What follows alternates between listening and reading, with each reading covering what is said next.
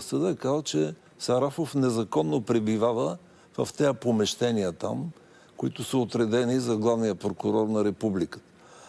Отдавна щеше да има скандал, но може би щеше да е полезен този скандал, просто да бъде запечатана вратата, да се сложи охрана, той горе вдясно в съдебната палата му кабинета и да не му се дава достъп, да му се свали охраната, да му се спре там заплатата или не знам какво получава, ако получава, и довиждане.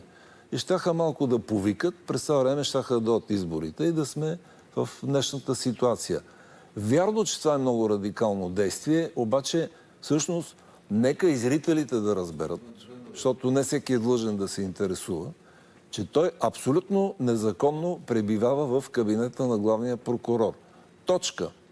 Тя иска се кураж за едно такова нещо, обаче щеше да се получи, ако беше извършено това действие, и още не е късно, много широка обществена подкрепа.